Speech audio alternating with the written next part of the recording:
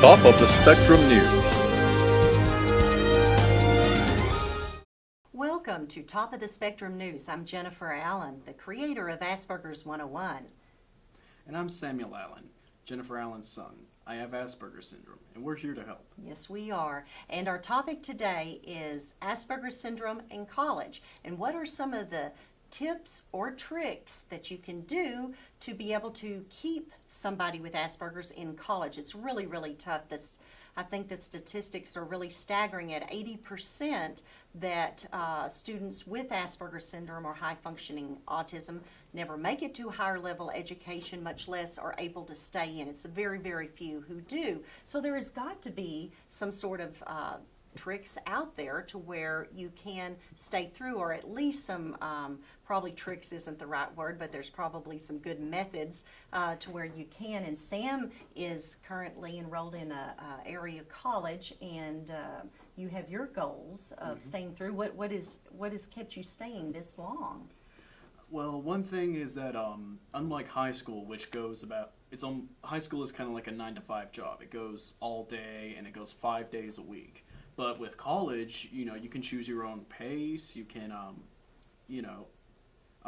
choose your own classes. It's all up to you. And unlike high school, it's like one class can be like one day, one class can be another day. So you have plenty of time to finish homework for that one class. That's a good point.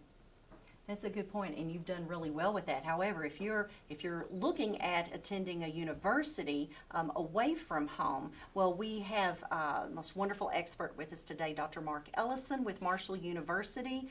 Joins us, and he has created a successful program there. And welcome to the program, Mark. We are so glad you're here, and we look forward to your insights. Tell us about your program there at Marshall real quick.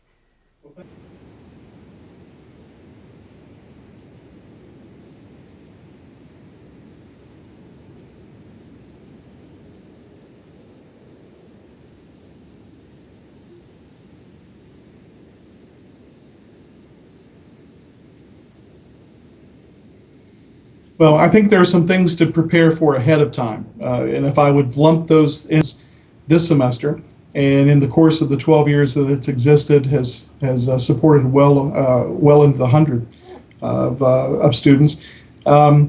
We have a focus on academic, social, and independent living skill development, and we have a pretty good success rate. We're pretty happy with how we're doing. It must be, because the fact that you can take them there and it's not just the academic work, can't believe, you're touching on the very things that often are a detriment, like the social skills, and so you're tackling those head on.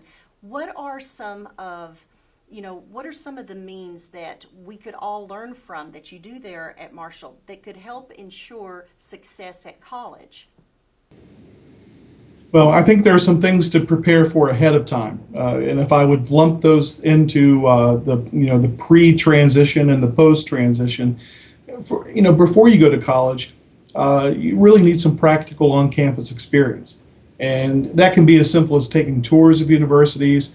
It can be or community colleges, or it can be as complicated as getting involved in a program. For instance, we have a high school program at Marshall University where rising seniors, the summer before their course, can come and their senior year can come and take a course in college and live in the dorms. That kind of practical experience is invaluable.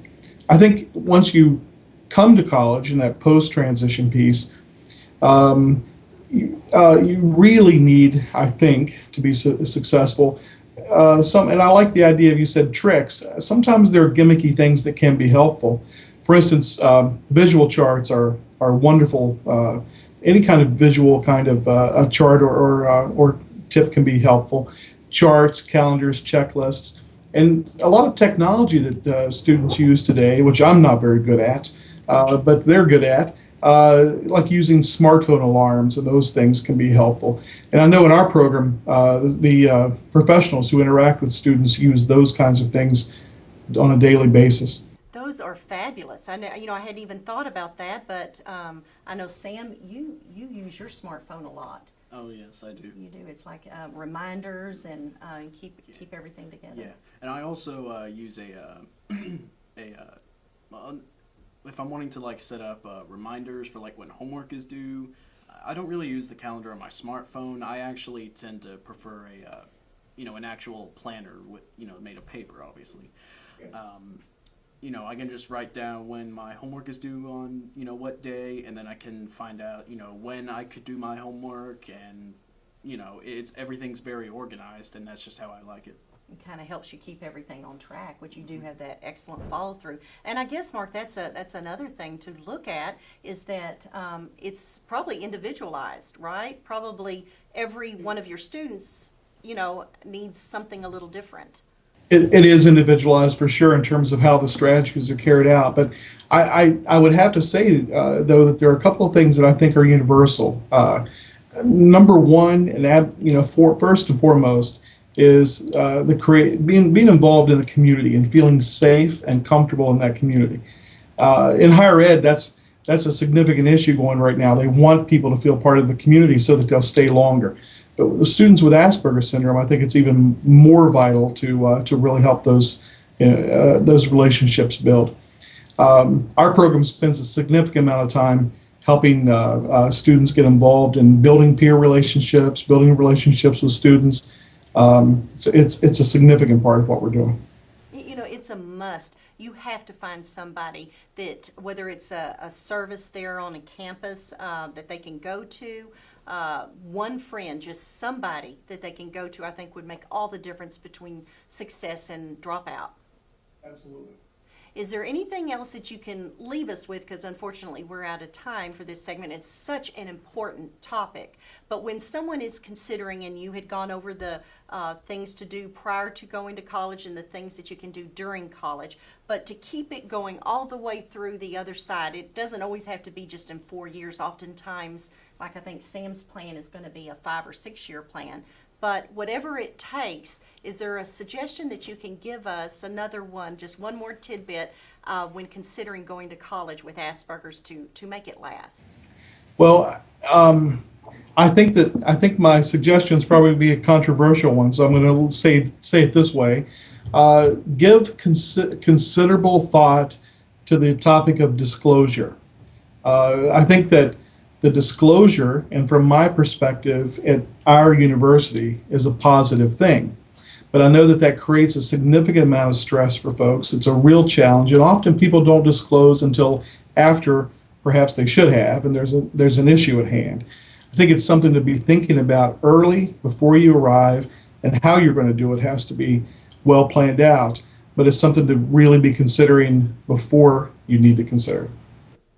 That's a strong nugget for us. Thank you so much, Dr. Ellison, for joining us. Always enlightening, and of course, you can always are able to read what Dr. Ellison has to say on Asperger 101 as he takes care of the college blog, and it's always inspirational. And one of the things that Dr. Ellison had said, I think really hits home. He was talking about disclosure, and you, Sam, did this without, I didn't even know you had done this till after I think it was your first semester. You went to all your professors and told them right off the bat, didn't you? Yeah, and even if I didn't tell them, I emailed them I did an email. I told them that, I have Asperger's, and, even showed them the website, aspergers101.com. But just to let them know what it is and what it entails, did any of them not know what Asperger's was or what autism? Did they know? Well, actually, some of them actually knew what it was. Okay. Well, you know what? That's a great idea. I think, that decision worked for you, and you took that, and really he did that on his own. I had nothing at all to do with that, but it worked successfully for you. And so, that's something to discuss at home. Disclosure, I think that was a great element that Dr. Ellison left with us. And we thank you for joining us for this other session of Top of the Spectrum News.